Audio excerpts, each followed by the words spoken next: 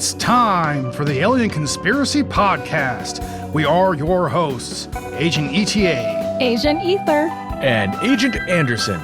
Come along as we examine UFO sightings, conspiracies, and all things strange. You can follow the show on Twitter at AlienConPod. We also have an email address, alienconpod@protonmail.com. We would love to hear from you. And don't forget to check us out on Facebook and Discord. Links in the description.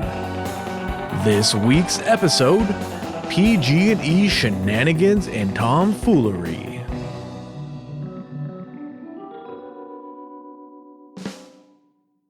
I've been wanting to do this one. Yeah, go ahead, ETA. Corruption and complete disregard for human suffering. Well, this is one of those ones where at first you might think there's really not enough for a whole episode. But once you start looking, yeah, you could do many, many episodes on all of PG&E's stuff over the years that they've done. It's quite a lot of shenanigans.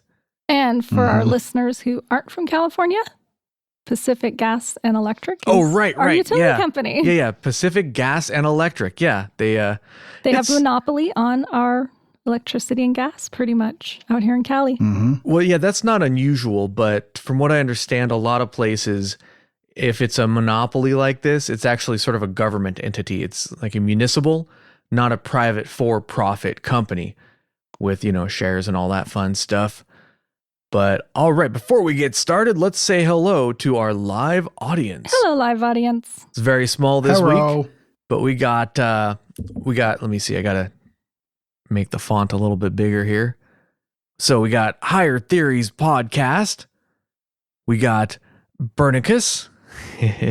And Bernicus, appropriate for this episode. And Donut Slayer. Hell yeah. Dude, if I could, I would butt chug donuts. Yeah. Frothy Chan was here a moment ago, but they took off. I'm not sure where they went.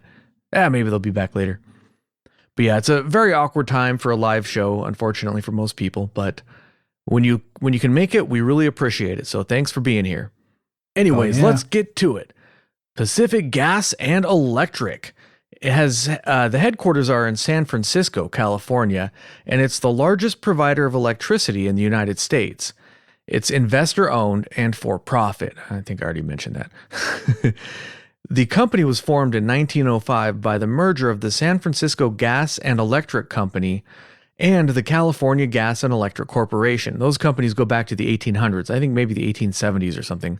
Oh, check it out. Look who just arrived. It's Gweezy. Welcome to the show, Gweezy. What's up, Gweezy? So most people might say, oh man, this thing goes back all the way back to the 1800s. With a name like Pacific Gas and Electric, that sounds like a good old-fashioned wholesome American company, right? Hell yeah. Sure. Well, we're talking about it on this show, so... Well, my topic is the wildfires, specifically the ones in 2017, mostly. I mean, I mentioned a little bit of other stuff. Maybe we'll get to, depending, but mostly the 2017 wildfires. PG&E has been found guilty of criminal negligence in many cases involving fires. Now, that's a quote from Wikipedia. I just want to point that out because I don't want to get sued by PG&E. So that's not I didn't say it. That's from Wikipedia. They said that they have been found guilty of criminal negligence in many cases involving fires. So I think if they were found guilty, I don't think they can actually sue you if that was, that's not, what is it, libel or slander? I always get them mixed up. Well, they did file for bankruptcy, right? And they're coming out of bankruptcy now. Oh, yeah. Oh, they went hella bankrupt. Was that after 2017? Yeah, I think that was going on last year. I mean, it'd been going on since 2019, I think, but yeah, they just started finishing that stuff up like last year. Well, that's actually why we have rolling blackouts. They're planned power outages. Yeah.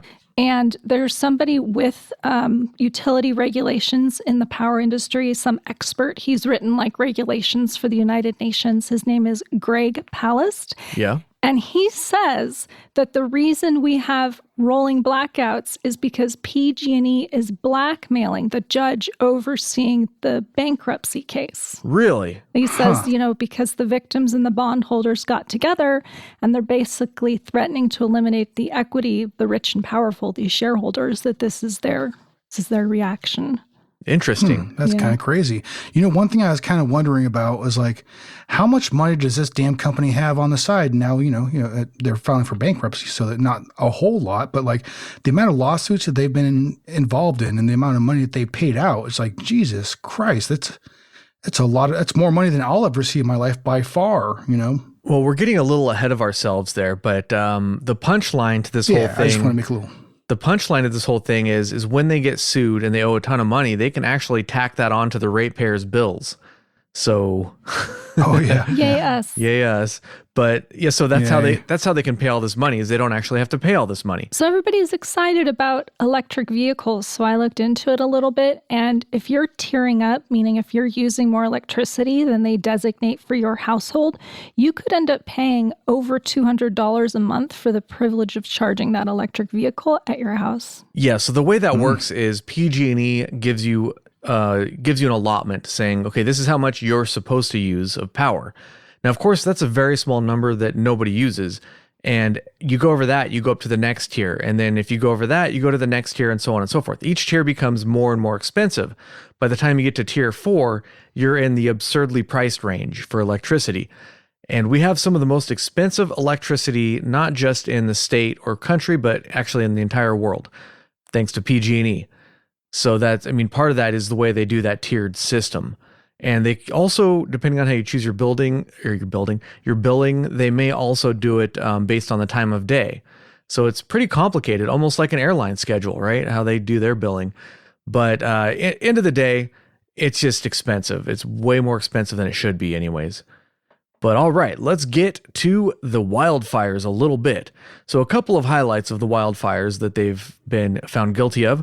The 1994 Trauner Fire, the 1999 Pendola Fire, Sims Fire and Fred's Fire in 2004, fire and explosion in San Francisco in 2005, the 2008 Rancho Cordova gas explosion, the 2010 San Bruno pipeline explosion, and the 2015 Butte Fire, and plenty more. That's just a very, very small, I'm just going over just a handful of them that you may or may not have seen in the news. By the way, Butte is B-U-T-T-E, and I gotta say, it's taken all my willpower to not pronounce that but. And you just did. The 2015 Butt Fire. There you go. I had to say it. The E is silent. Yeah, exactly. It's totally silent. But actually, of all their fires, I want to focus on one that specifically affected me personally. At one point, it was actually a seasonal event to evacuate in the middle of the night as fires were closing in. I mean, where I live. We live in Santa Rosa, California, in Sonoma County, and luckily, or unluckily for us, PG&E keeps burning the damn area down every damn year. The last couple of years, we haven't had to evacuate, but there was actually 3 years in a row there where we did.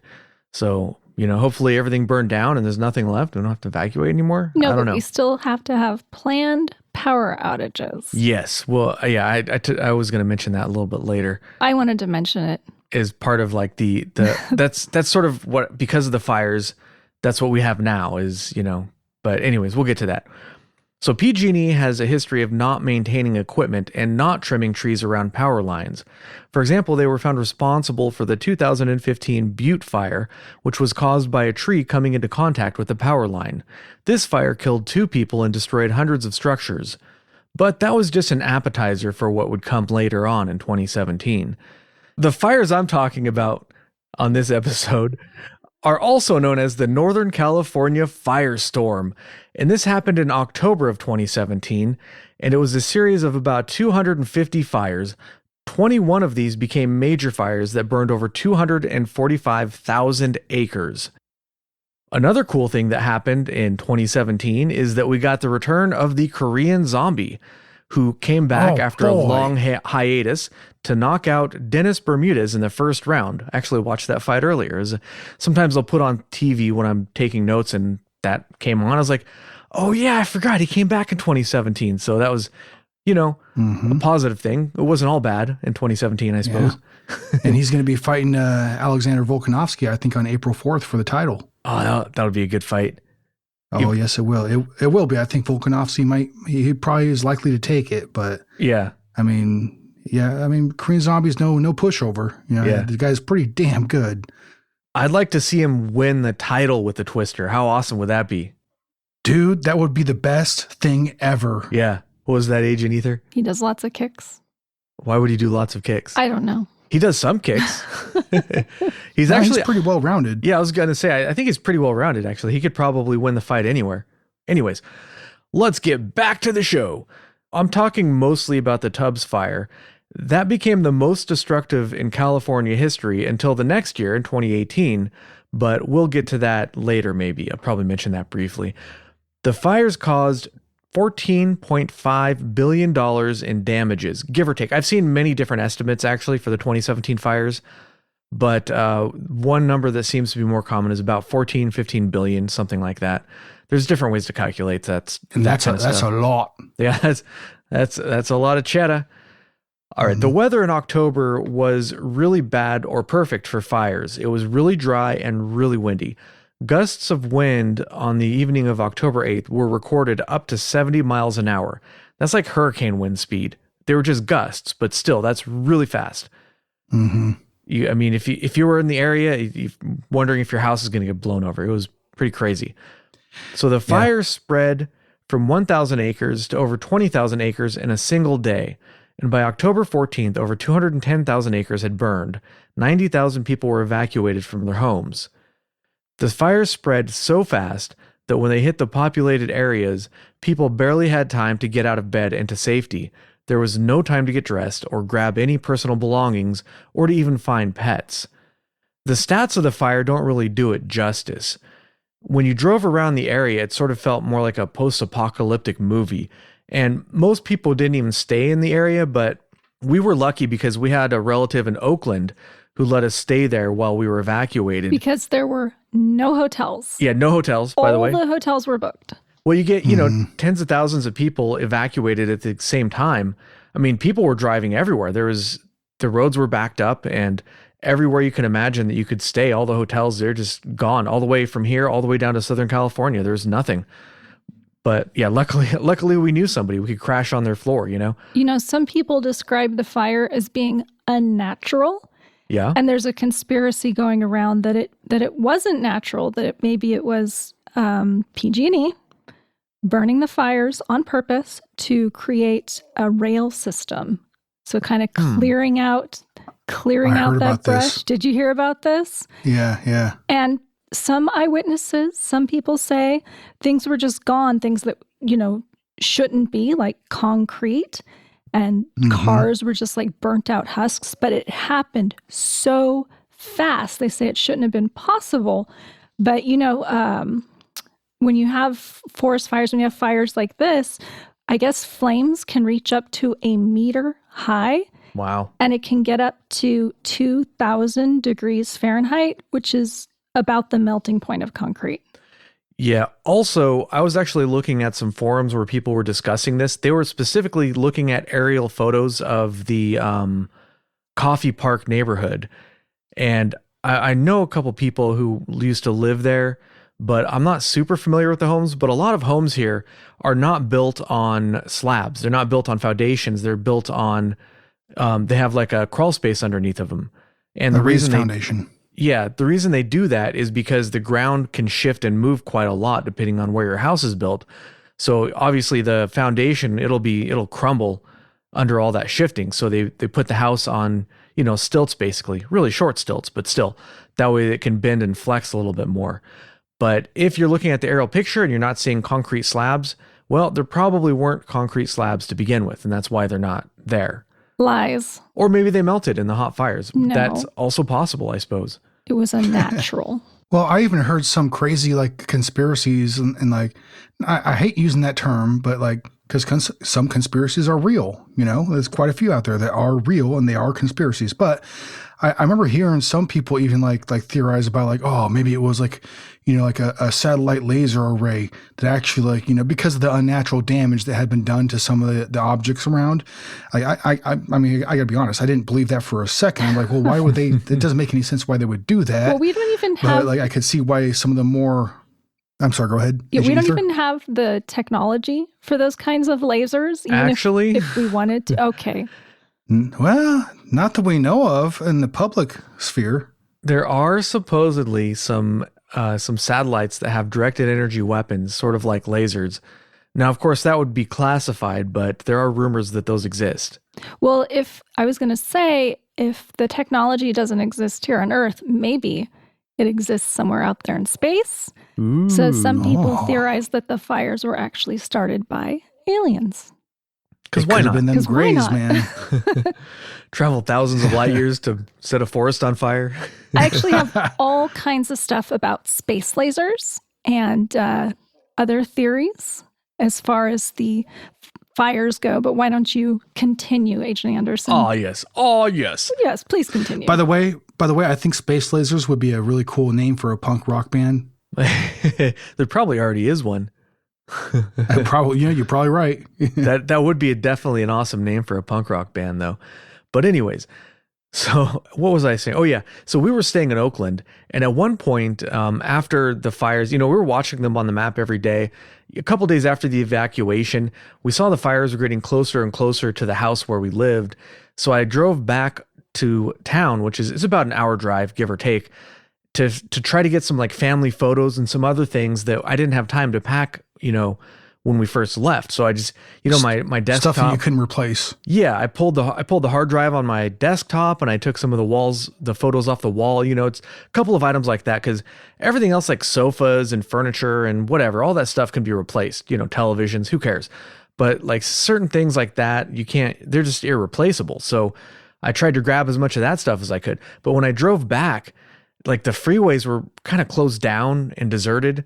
There was only an emergency vehicle here and there, and some of them were just parked kind of strangely, like just sort of blocking some of the lanes. And it really looked like something out of an apocalyptic movie. And the skies were it was just like smoke everywhere. Like you could barely see. And you had to turn on in your car, you can turn on recirculating the air instead of the outside air. Because if you turn on the outside air, you'd probably get smoke inhalation. Like it was crazy. Mm-hmm.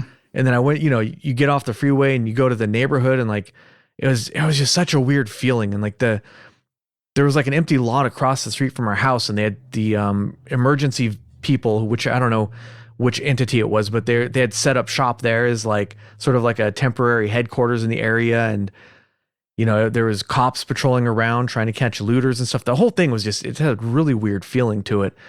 So it was just sort of a strange memory, and that's what I mean by post-apocalyptic. Is it's hard to describe, but the sunlight coming through the smoke made everything look like this murky orange. It was just really weird.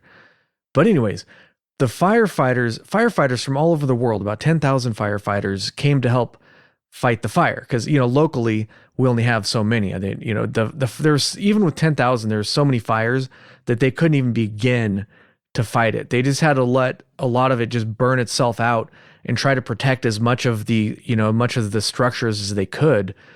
But it moved so fast that neighborhoods were overtaken in a matter of minutes. The ones that burned down, the Coffee Park and Fountain Grove, at least in Santa Rosa, and they had no chance to save those neighborhoods. But they did save a lot of other stuff. Really heroic effort on the parts of the firefighters. They worked really long shifts, and they did a lot of good work on this fire. It's kind of funny. I know like exactly what you're talking about. And it's you can't help but appreciate the holy hell out of these people that like just will show up and put whatever kind of effort that they can into it. There was even firefighters from India that flew halfway across the world to help. Nice. Like that's crazy. Yeah. That's dude. You can't appreciate people like that more. Like wow, dude. Like that's. I can't imagine the flight that they took, let alone, obviously they flew away from their families to a situation where they might, come into great danger, and they could lose their life potentially if they get themselves into the wrong situation, right? Yeah, and working like 48-hour shifts or whatever just to try to save somebody else's business or house, So, hey, thanks to all those guys, and gals, I'm sure, everybody who helped out. The fire burned down about 5% of the houses in Santa Rosa.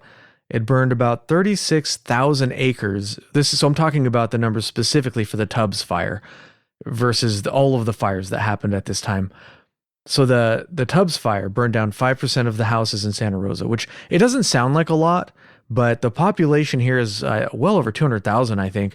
And already the housing market is really tight. So when it burned down 5%, it was just, I mean, nobody could get any sort of housing. And I could go on a rant about how about our housing situation at the time, which it all ended up working out, but we almost became homeless ourselves because the people we were renting from wanted to sell because the price of housing shot through the roof. And before the fires were even put out, investors had already started pouring in and buying up everything because, of course, the prices are going to spike. It's just how the math works. So, we lost the house we were renting in. It didn't burn down, but like I said, we got kicked out of it. And they were nice enough about it. They gave us like 6 months or something to find a new place. So it's not, they weren't being jerks. I would have wanted to sell too, because the prices shot through the roof. We had a really hard time finding a place. We got lucky to get the place that we did.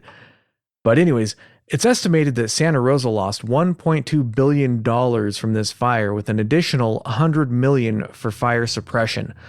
$100 million to put out these fires in a town with 200 and some odd thousand people. They just don't have the resources for this. There is a lot of money in the city, but not that much. They just don't have that kind of resources. So the reason they call it the Tubbs Fire is that it started near Tubbs Lane in Calistoga, a remote small town, kind of a little touristy in Napa County. At about 9:40 p.m. on October 8th, people started calling in, reporting downed power lines and exploding transformers. At the time, the wind was gusting up to 41 miles an hour, and the fire moved more than 12 miles in the first 3 hours. There's a place up here, I don't know if they're still in business. They might be out of business now because of the fires, but there was a place called the Safari West Wildlife Preserve, and that was in the direct path of the fires. But it was saved by the owner, Peter Lang, who at the age of 76 single-handedly fought the fire for 10 hours with garden hoses, saving over 1,000 animals. Yeah, they're still around. I know they're still around because they just lost some sort of accreditation. Yeah. Because of the fact that they don't have the right veterinarians on staff, and people were pretty upset. But they're still around. You can still do tours and stuff there. Okay.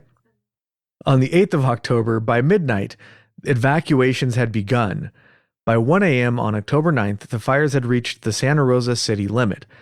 And just to give you an idea of how far from, if you're driving to Calistoga from Santa Rosa, that's about a 30-minute drive. So those fires went from about 10 p.m. to 1 p.m. They went that far, which is just unbelievably fast for a fire to travel. It boggles the mind. I've driven to Calistoga before, and I just can't imagine fires traveling in the period of 3 or 4 hours, traveling all the way to Santa Rosa from there. It's crazy. But that's what happened because the winds were gusting that much. By 2 a.m., the winds had reached the hurricane speeds. And at this point, tens of thousands of people were evacuated with no notice. And they had, by no notice, I literally mean no notice, including some of them did not even get somebody knocking on their door. They just had fire that they had to run from. It was just such a crazy, crazy time. Luckily, people will describe in the paper they literally just looked out their window, or neighbors came and knocked on their door, and they're like, well, there's fire. We need to go. Yeah. Luckily, that was not our experience. We weren't that close to the fires. We were a little south of them, and there's a lot of suburbia between us and the fires. But the people at the north part of town, they had almost no notice whatsoever. And so unfortunately, a lot of them, not a lot, but some people did perish because, they were asleep. So the Coffee Park and Fountain Grove neighborhoods were devastated.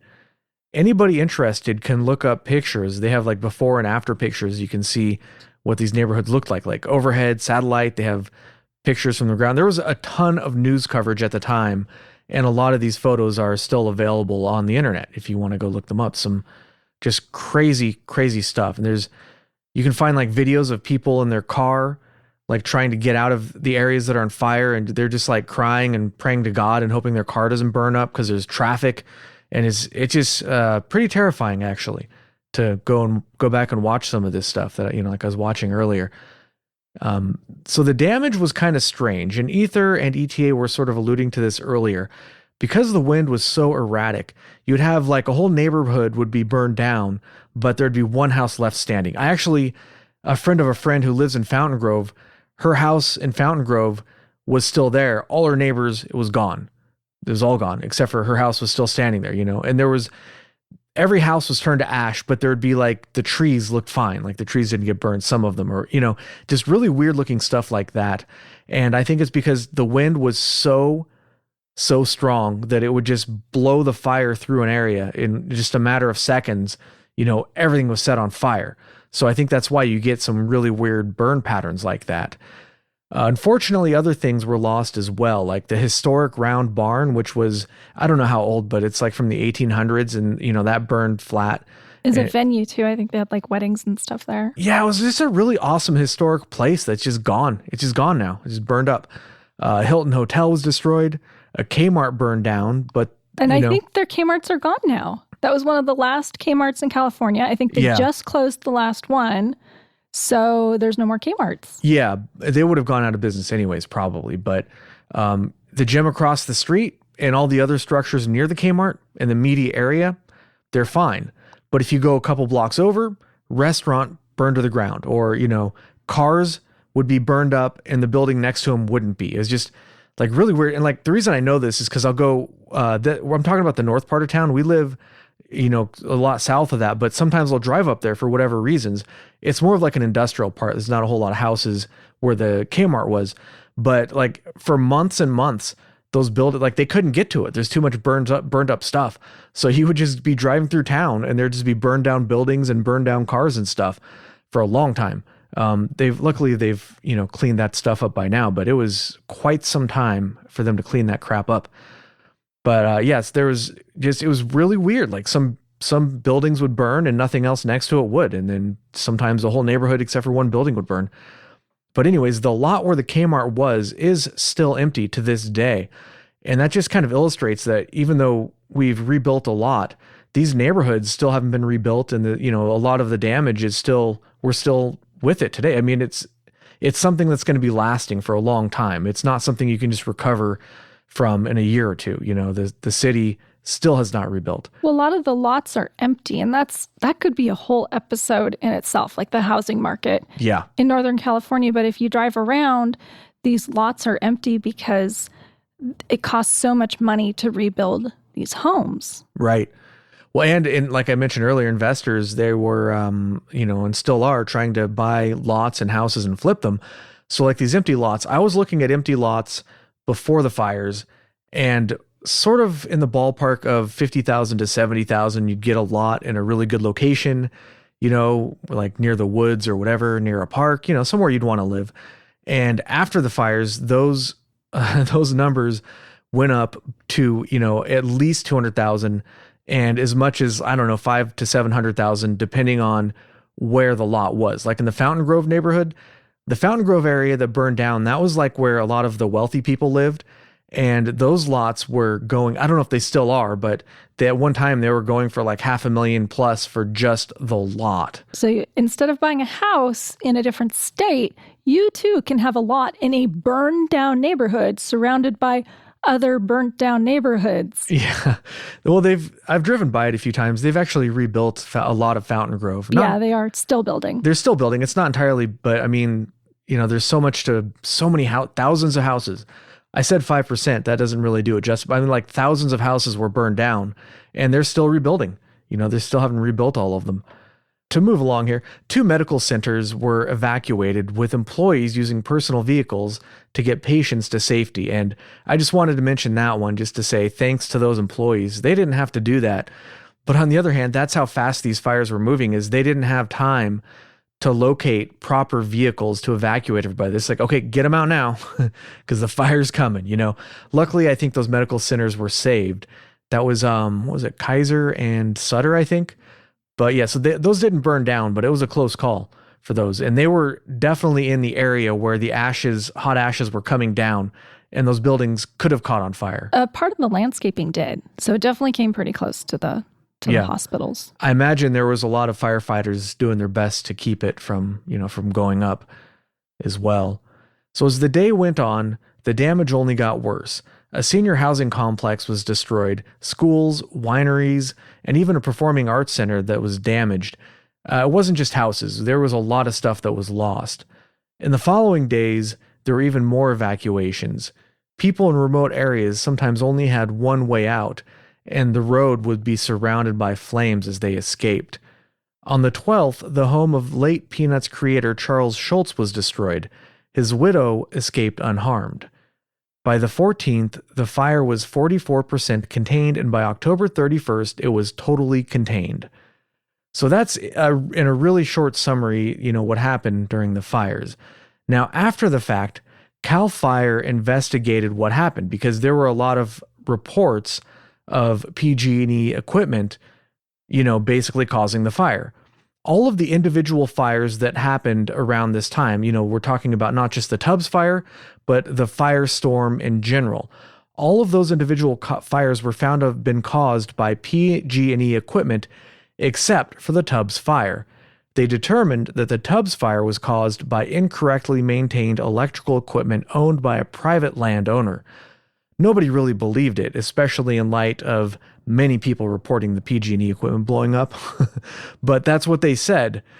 Some estimates put the potential liability, now this is at the time, nobody really knew until after the fact what the liability was, but at the time, they thought the potential liability of the Tubbs fire might be as much as $17 billion. Now, usually when a utility has something on somebody's property, like a power line, they have an easement on that property. So they own the stuff on your property, and they actually have a right to come onto your property, like to say, read your meters and stuff. They own those meters, and they own the wires going to those meters, and they own the right to come and investigate, repair, and inspect that stuff whenever they want without the homeowner's permission. That's an easement. So most of the time, that's how it works. So when they were saying, it wasn't our stuff, it was somebody else's stuff, right away, everybody is kind of suspicious because that's not really how it works. But even if it was that way, nobody believed them anyways because they started all of the other fires of 2017, Trying to look into this a little bit more to find, which equipment was privately owned that actually started the fire, I couldn't really find anything concrete. I went through like newspaper articles, discussions, and all this sort of stuff. And no, you can't find anywhere what specifically caused it. Was it, an easy bake oven? Was it, a pressure cooker? Was it, Bitcoin mining equipment?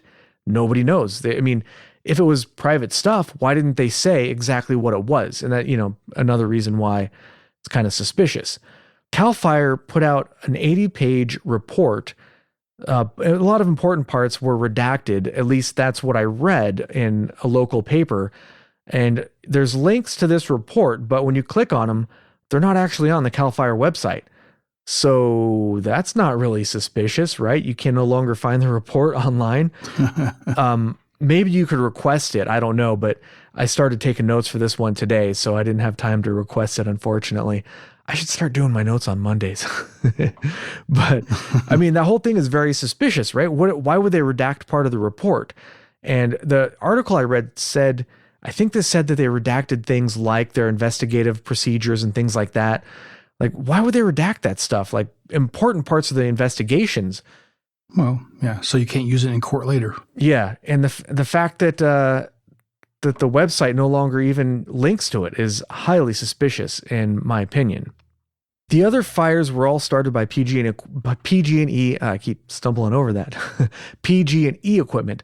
But the fire that was by far the most costliest, more costly than all of the other fires put together, was somehow mysteriously ruled not PG&E's fault. And the report was redacted and can't be found.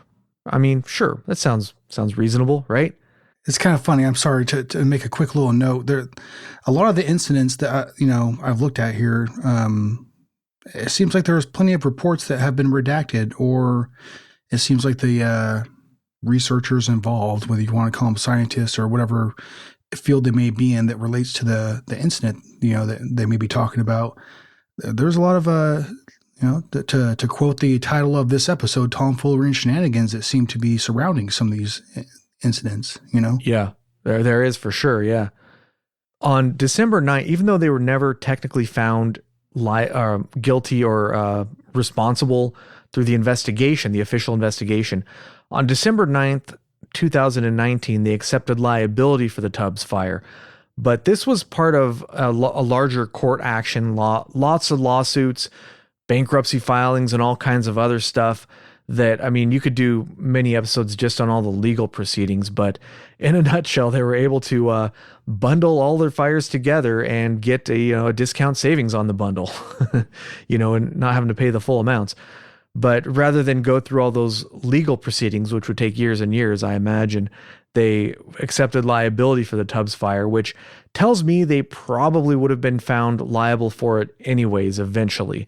But they wanted to do that so they could sort of circumnavigate the existing lawsuits and bundle it into their settlement for other fires, and therefore get a smaller amount that they had to pay back for it. If they didn't think that was going to be a thing, if they didn't think they would have to pay for it eventually, then they would never have done that. So they kind of admitted that they did it, even though they swore up and down wasn't our equipment. But I have a couple of really short quotes here. It's not going to be my normal thing, don't worry. And this one is from attorney Roy Miller, who represented 1,200 people that were suing PG&E. PG&E cheated on maintenance of its grid to the point that the grid became unsafe to operate during our annual high winds.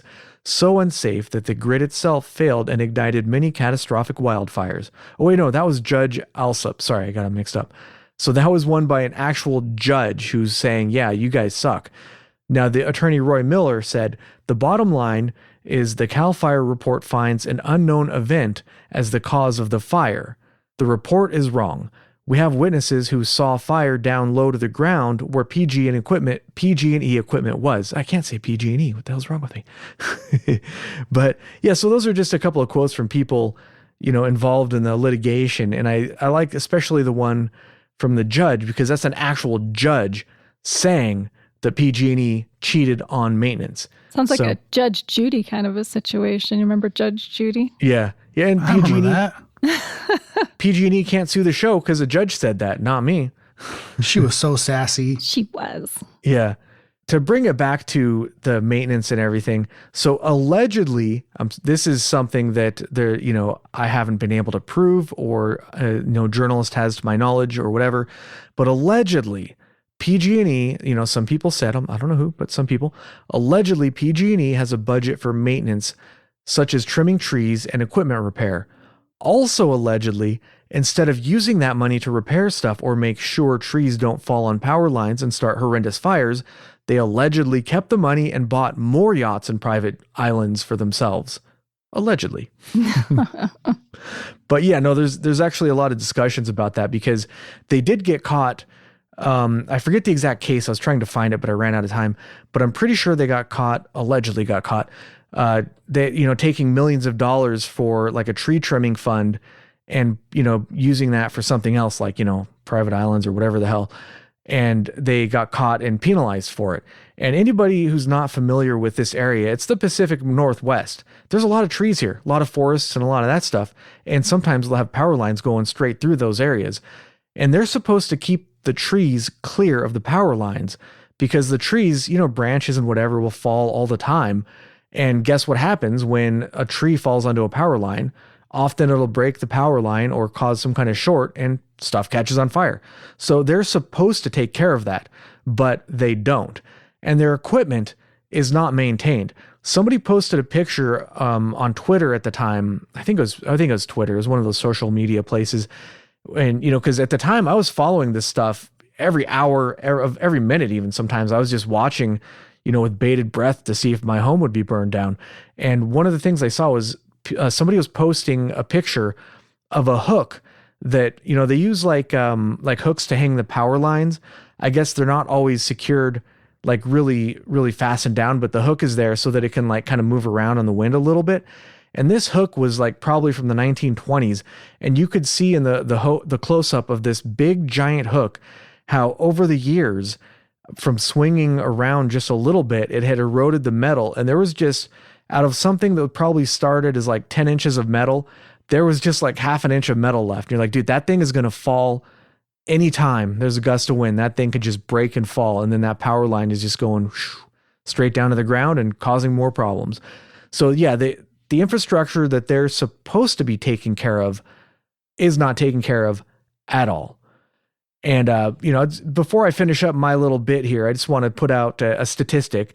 Many of you may be familiar with Richard Ramirez, the infamous Night Stalker. He killed 14 people before he was stopped and sentenced to death. How many more people need to die? Is this a symptom of a hopelessly corrupt government that will put campaign donations ahead of the safety of people? Did I say how many people died in the Tubbs fire, by the way? I don't think I said that. I don't think so. I think it was 22 people. I swear I took that in my notes somewhere. It was, enough. more than what Richard Ramirez did. And that was just one event. And there's more than enough on the list. We could probably do 10 episodes on this kind of stuff. It's actually kind of a funny side note there. The town that we grew up in, Richard Ramirez actually killed a family of 3, I believe. Yeah, yep. I think it was 3 people. What a fun little statistic. A couple doors down from where I used to live. Yeah. Oh, boy. The punchline of the whole thing, which we already mentioned earlier a little bit, was that we now have the privilege of paying for PG&E mistakes. Whenever they're found guilty of something, they can just tack the penalty on to the bills of ratepayers. And, and just to compare this to the Night Stalker, what if the Night Stalker killed one of your loved ones, but the courts decided that you had to pay for the gas that he used to get there or the dinner he had the night of the murder? It's just insane.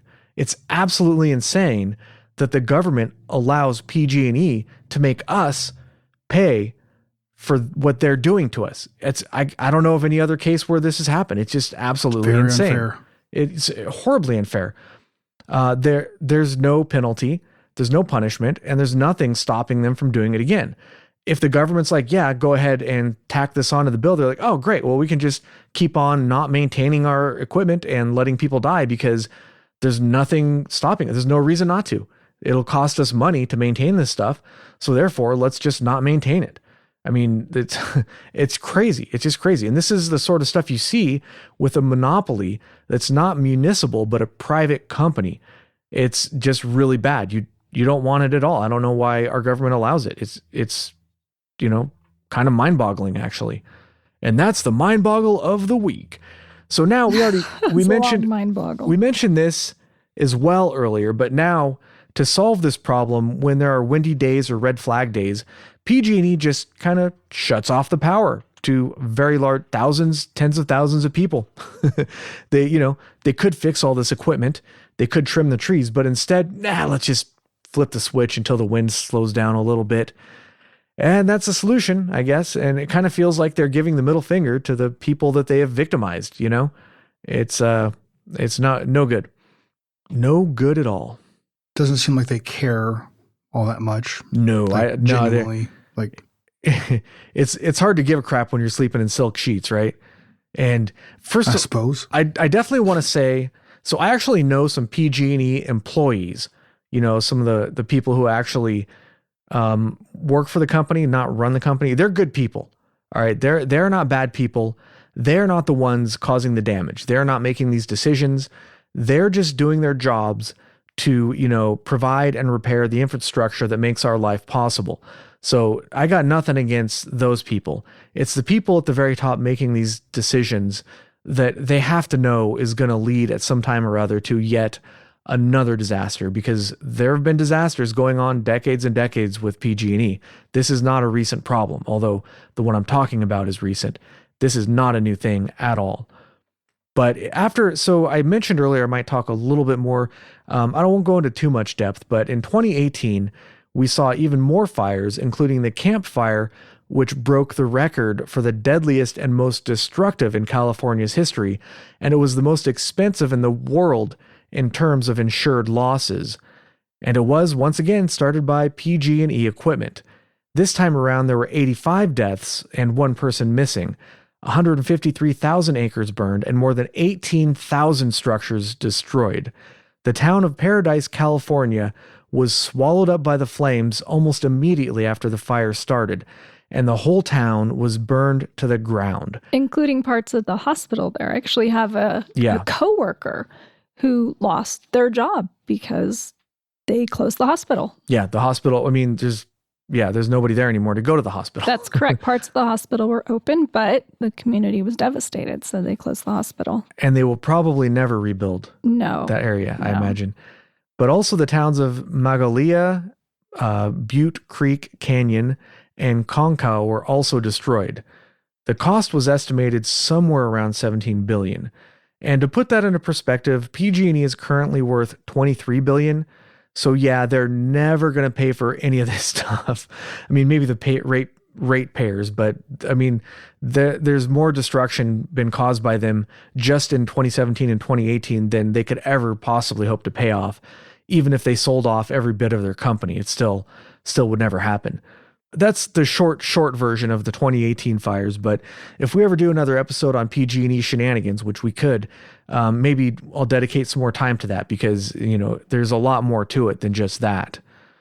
And to finish off on the fires and to explain how maybe they're getting away with such things, according to the organization Public Campaign Action Fund, whose goal was to reduce special interest money in American politics, during 2008 and 2010, PG&E spent $79 million on lobbying.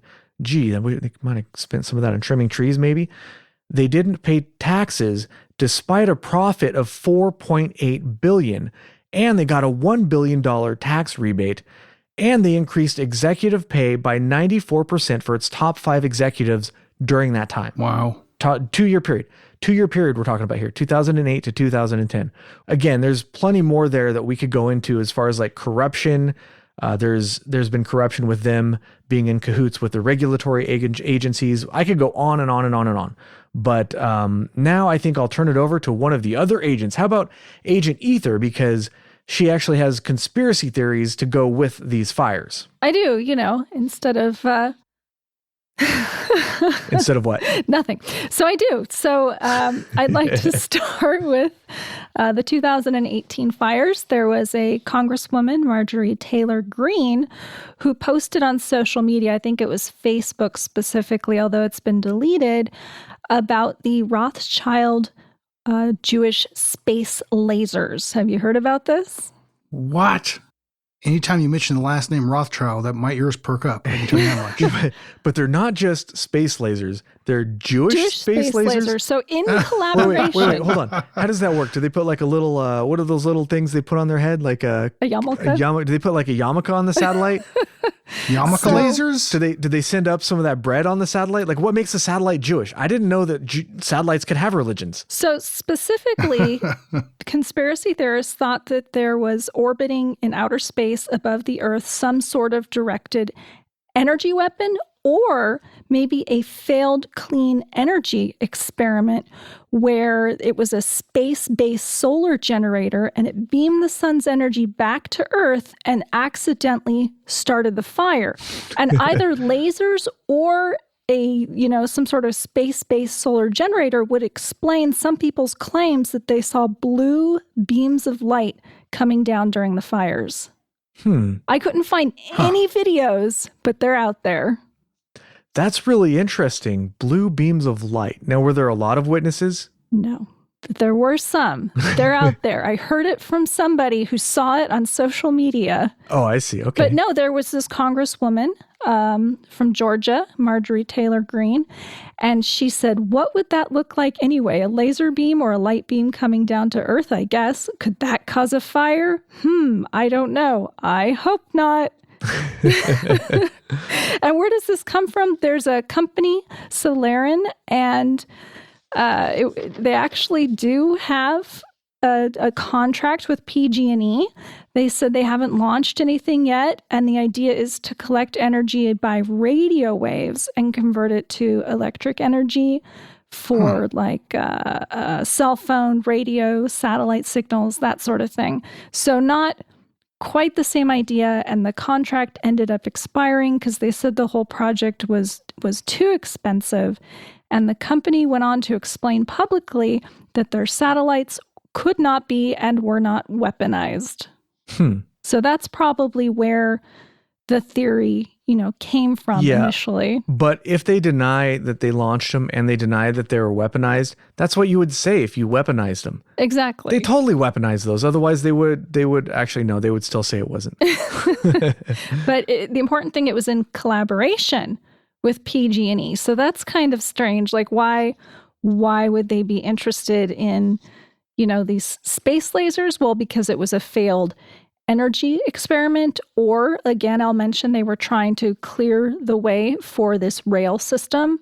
And this isn't the first time that somebody's proposed a similar theory. In Australia, there were a lot of fires, and they believed not only that there were lasers, but exploding smart meters to make way for the train network. And if you go online, they say you can see where there's maps that parallel locations of the fires and where a rail network might be. Interesting, but it might also be that you'd put a rail network through where people live, and that's also where the houses burn down, is because that's where people live. There's a lot of smart meter conspiracies too, though. You know, they track real-time energy usage now. They slap these on your home, and every 1.4 seconds, they emit a low wattage frequency, and they transmit all this data about how much energy you're using in your house. Well, there's this group, Stop Smart Meters, and they're fighting for health, privacy, and safety here in California. They're worried about radiation the same way you might be worried about cell phone radiation. And in Marin, they've actually banned the use of smart meters. Marin is a small town by San Francisco up in the North Bay. Yeah. Interesting. Well, I can tell you, I thought you were going to talk about the smart meter conspiracy where the rates went up when they installed them. And I can tell you that when we were in Southern California and it was Southern California Edison, they put in the smart meters, our bill went up. And that's a real conspiracy that, everybody's bill went up as soon as they got this smart meter going. So they think that they used it to sort of manipulate the how much you were using or whatever. That's a real conspiracy. They tested those meters, and of course they found that there's nothing wrong with these meters. It's all fine. It works the way it's supposed to. It's all working correctly. But my experience is that our bill definitely went up. From this, but I thought you were going to talk about that one when you mentioned smart meters. I could. So many conspiracies around PG&E. Oh, there's tons of them. I actually have a sports conspiracy. I missed that episode, but then I found one in relation to PG&E, if you want to hear about it. It's a little late, but why not? This was actually way back in December of 2011, and I don't follow sports at all, but apparently there was a game, and it was reported in multiple newspapers that the 49ers president and CEO Jed York was hosting PG&E CEO and Anthony Early in a private suite in Candlelight Park, which I think is right here in San Francisco, during a game, and the lights went out not once but twice. And the first time it lasted 20 minutes, and the second time it lasted 15 minutes. And some people think the lights were rigged to go out because there was a quarterback, Ben Roethlisberger, who had a bad ankle. And the 49ers did go on to win the game. Now, PG&E claims they had nothing to do with the blackout. They blame San Francisco because they owned the equipment. And so it's not actually their equipment. And this was a sellout game. There's 70,000 people in the stadium. Luckily, there wasn't, any shenanigans as far as the stadium Can you imagine goes. The whole stadium starts panicking? Oh, that would be horrible. Everybody just screams and starts running. But the park was the only PG&E customer affected by the blackout. Wow, That is kind of weird. Kind of weird. It's a little suspicious. No, you want to talk about suspicious in the NFL, there's plenty of stuff you could bring up. Oh, yeah. Like, how the Super Bowl I just watched was totally rigged. But yeah, possibly. It came down to pretty much one referee call. Yeah. Well, I mean, not to get too much into it, but there were fouls the whole game that were not called.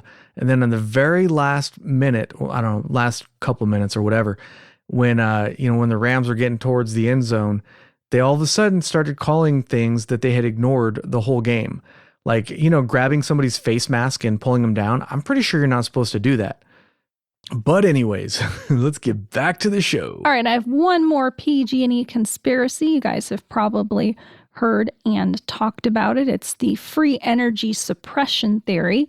And this would involve not only PG&E, but utilities around the world. And that's that technology is actually pollution free and zero cost. It's already out there, but since it threatens the very business model and even the global economy, it's kept secret. Yep, I've heard this that goes all one, the way yeah. back to Nikola Tesla. Yeah, and he's definitely a whole episode in of himself. But multiple if he episodes for invented sure. a way to transmit electricity, without wires, without loss of electricity, then that would be something that the electric companies and maybe even governments would want to suppress. Because profit above all else, right? Yeah. So supposedly Nikola Tesla was developing a wireless transmission of energy. He had a project doing that. He built like a big giant tower and he's trying to figure it out.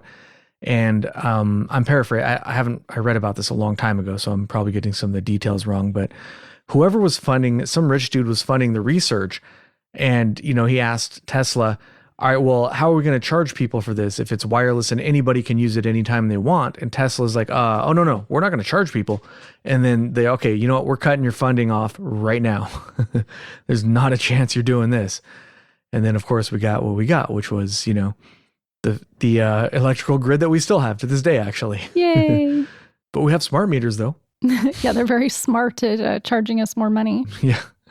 All right, Ether, was that all of the conspiracies you had for us? That's what I have today. All right, good stuff. Let's move on to Agent ETA. I believe he's going to talk a little bit about some shenanigans in Hinckley, California. Oh, I sure am. Well, just to make a quick side note on the that funder of Nikola Tesla that felt so very salty about what he had did. It was J.P. Morgan, if I remember correctly. It was J.P. Morgan, which was a big tycoon of his time. We may have touched on him briefly in the past, and he's involved in some stuff that would definitely be at home on this show. J.P. Morgan, I mean. But that's maybe something for another time. Mm-hmm. Oh yeah, for sure. Basically, the whole Hinckley situation had everything to do with groundwater contamination, and so supposedly from 1952 to 1966, PG&E had dumped something in the order of 370 million gallons of chromium number 6, I think it was. Chromium number 6. In different reports, and some of these reports have been recounted, and it seems to be quite suspicious the way they have been recounted, some of these reports, but it seems that chromium number 6 does cause cancer in humans when ingested. And so a lot of this had been leached into the groundwater around Hinckley, California in the Mojave Desert. And actually, I live in the Mojave Desert currently. And I can tell you, when I bought my house here, I had to actually sign a piece of paper saying that I wouldn't sue PG&E if I happened to get cancer from drinking the water here, believe it or not. No kidding. Yeah. And it's kind of a funny thing because one of my coworkers that lives in the water? Or do you drink bottled water? No, I do not. Just curious. I drink bottled water mostly. Okay. I do have like a Brita filter that I have filtered water, but I doubt that would filter that out. You know what I mean? No, I don't think so. I don't know if it will or won't, but I doubt that it would. But at any rate, 370 million gallons of this stuff was basically dumped into a wastewater spreading pond, and that will leach into the ground and get into the groundwater. So basically the long story short is that there had been a lot of people in Hinckley, California that had basically developed cancer. And most people our age and older will remember the movie Erin Brockovich. And this is probably the most famous case out of all PG&E cases because of that movie, And who was the main star? Was it Julia Roberts. Julia Roberts. Cindy Crawford? No. That was Julia Roberts. That's right. Oh, why do I mix up those two? Hey, they're both smoke shows in their day. But anyways, can't go wrong with and they're either both one. still. Anyways, hot damn. But anyways, so this is the most famous case out of all of them, probably just because of the exposure to the public because of that movie. And so Erin Brockovich was a actual real person, and she was a clerk for a lawyer, and she actually started investigating the case in 1993. The lawsuit didn't come to fruition until 1996, which is when, at the time, they had the largest class action settlement in U.S. history, which was $333 million, which is, I mean, even back then, like, that's a huge sum of money. I mean, nowadays it's still a huge sum of money, but I mean, Jesus Christ, that's a lot of freaking money. And they've actually, because of this whole Hinckley situation, they've paid out multiple times, like throughout the years. And it's one of those things that, like, it kind of pisses me off a little bit because they obviously were at fault. And to be quite honest, like that one statistic where they had released chromium into the water table from 1952 to 66, I have a sneaking suspicion. Now, this has not been like verified or anything like that, but I don't know, man, with their history, I have to think that it's probably a little bit broader of a time period than that. You know what I mean? That's just what they were willing to admit to. You know what I mean? But yeah, it's one of those things where it affected a lot of people in that area, and not just that area. There was another station that they had. Now, all right, so let me rewind a little bit. So chromium-6 was actually used as like a to prevent like rust and stuff like that within their compressor stations for the natural gas transmission pipelines.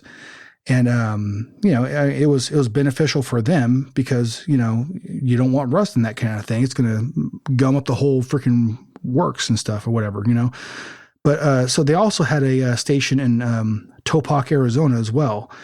And it seems like some of the same stuff may have been going on there as well. But it's crazy to me the amount of people that they affected with this, and like how many people ended up in the area like getting cancer and stuff like that. It's not just like it's like children and adults, and like Hinckley, California nowadays is basically a ghost town. And a lot of these people also, after this all came out in the public, like they were kind of stuck. They couldn't get out of that area because everybody knew what had gone on, and they couldn't sell their house. They couldn't get out of there. Like their house was now worth absolutely nothing, basically. So like, but they're like PG&E, their natural gas pipelines. I mean, it goes all the way from Southern California to like the border of Oregon. That there's a large area in which they have influence on, I guess you could say, And they paid out quite a bit of money, and they also had, like, it seems like they had influences on some of the studies that have been done to prove whether chromium number 6 had, a cancerous ability an ability to create cancer within humans, whether if it was ingested. And some of these studies have gone back and forth. There was a study in 1987, actually by a Chinese researcher, and like he said pretty plainly that like if you ingest this, then it's going to cause cancer, and it caused cancer in a lot of like the lab rats and stuff that they were using to test it, And it was funny because later on that statement or that report was actually redacted without his approval, as a matter of fact. And even his son was interviewed, and he said like it's an absolute like atrocity that this would happen, because I know for a fact my father was so adamant about this that he wouldn't have redacted this. He did solid research, on this, and this scientist actually like himself said that like, no, I didn't, like, this is like I didn't redact this. I didn't say that this wasn't a thing. This was done like, against my will, basically, And I find that to be kind of telling, because so PG&E they have a lot of money, they have a lot of influence. I wouldn't be surprised if their lobbyists have quite a bit of influence over certain politicians and stuff, and it would kind of make sense, like if they were able to swing things in their favor towards the future, because they're probably thinking towards the future, like they were probably trying to set themselves up for success as far as being sued. You know what I mean? Right. It kind of reminds me of the smoke, cigarettes and stuff back in the what was it, 50s? Well, yeah, I mean, that was ongoing for a long time with, I mean, that's a whole other thing with the It kind of has research the and same feel to it, though, Yeah. what he's describing. yeah, Oh, yeah. exactly. Yeah. Well, I mean, you want to talk about some of the biggest class action lawsuits that have ever happened. One of them involved the tobacco industry. But like, I think, what is it? The two bigger ones since then had to do with the Dow Corning Corporation. It was $3.2 billion in 1998. Wow. $3.2 billion. That's a lot. Yep. But like collectively, like PG&E they've paid out quite a bit of money too, but I think they've gotten kind of lucky according to like the potential damage that they may have done. You know what I mean? Yeah. But yeah, I know I'm kind of all over the place about this, but that's because my notes were erased. So fuck you, Windows. But yeah, I mean, yeah, it's one of those things where there's a lot of information about this topic, and it's all over the place. Like it's very easy to find like plenty of information about the Hinkley groundwater contamination. So like we're running a little bit late, so I don't want to spend a whole lot of time on there, and I'm going to use that as an excuse because my notes were erased by Windows. But like yeah, it's one of those things where, well, I mean, all right. So one of the things that kind of stands out to me is like the profit over everything else. Like that kind of ideal when it comes to like corporations that like don't get me wrong. I love capitalism, but not capitalism out of control, which is what we have now. Like when you have a government that is so willing and able to be influenced by lobbyists and stuff, this is the kind of shit that you get. You get people being taken advantage of, and you get companies, private companies in particular. Well, I mean, all companies really that, but anyways, when they make big mistakes like this, it doesn't seem like there's anybody that is actually ever held to the fire, and actually like nobody actually spends jail time or is actually really held accountable. And I like that's so damn frustrating, man. Like they have influenced thousands upon thousands of lives with many of the mistakes that they have done. They have made. People have died, and so it's like, where does this end? Does it ever end? and if you think about it, Yeah. if you think, and not just that, but people have suffered. there's been a lot of talk about their basically, the government taking possession of their assets or purchasing their assets from them so the investors don't get screwed because, God forbid investors lose money. But, there's been a lot of talk of that, but just imagine this company, they're pretty much as nasty as you get. So if the government said, all right, PG&E, we're going to tell you forcibly, we're going to purchase all your crap from you, and now we're going to run the electricity grid. I'm pretty sure that there's been like backroom discussions where PG&E has said basically, this is not, I have no basis for this whatsoever other than my imagination. But I mean, imagine what PG&E would say. They might say something like, well, if you do this, we're just going to shut off all the power. We're going to destroy parts of the grid. It'll take you decades to repair this stuff. You'll never do it. So the government's kind of like, well, shit, I guess we're stuck with you then, because they can't force PG&E's hand. PG&E has a lot of power in the situation to destroy their infrastructure, before the government could take it over. So I imagine there's been also some sort of blackmail like that going on as well. Yeah. Well, one of the craziest things also is like, all right, so when it comes to like that particular situation where they had dumped a bunch of water tainted with chromium-6 between 1952 and 1966, they didn't even notify anybody until 1987 about that. Like, wow. All right. So they obviously weren't like too concerned about it, even though they knew this is, I mean, it's a toxic material. I mean, I don't know if that's, a technical term to be used with it, to be quite honest, but it has been proved in multiple different studies that chromium-6 does cause cancer in like rats and stuff. And rats are somewhat close enough to the human condition to where you could, obviously they've been used so many times in lab experiments, and that's why, right? Mm-hmm. But like, I don't know, man. It kind of seems crazy to me. Like, and they've had many different payouts and stuff, related to this situation, which I think is, part of them trying to kind of just get ahead of it and save some money. You know what I mean? And like they've even had like cleanup and stuff. Like they've done, they spent like something over like $750 million on like remediation, not remediation, efforts to clean up this thing. But like the area that is proved to have been contaminated has been spreading steadily throughout the whole ordeal, and it's still spreading from what I understand. Like they're not stopping it. It seems like they attempted to do like the first area that they tried to clean up was like something like 54 acres, I think. And, it seems like they did some effort. They put some effort towards it, but it hasn't stopped it. That's for sure. It's still spreading from what I understand. They call it the plume, and it's something like, was it like 8 miles long and 2 miles wide or something like that? But I have a stinking suspicion, like I said before, it's probably worse than that. You know what I mean? Yeah. Well, and that's just one. I would have to assume, like, it's not proven. That's just one like incident. Who knows what else they've done that they haven't been caught for? Kind of scary to think about. Yeah. What have they covered up that they haven't been caught for?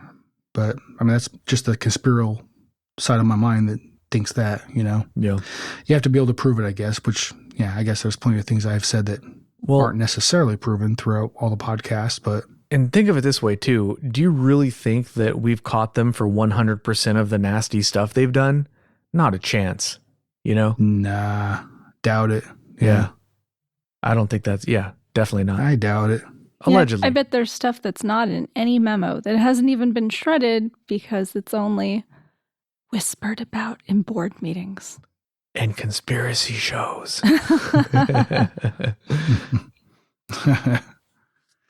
Yeah, but I don't know. Like that was a little kind of short, but that's the majority of what I have to say about it. Now that my notes have been erased by Windows updates. Yeah, I mean, you could go into a lot of detail for that case we could do a whole episode on just that case. But on the other hand, that's just a summary of basically of what happened.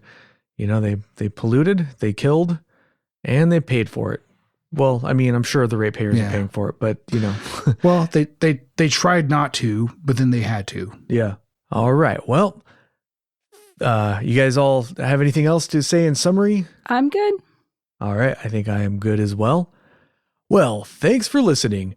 If you enjoyed the show, you could really help us out by leaving us a good review wherever you listen to podcasts and suggesting the show to your friends. Keep it strange.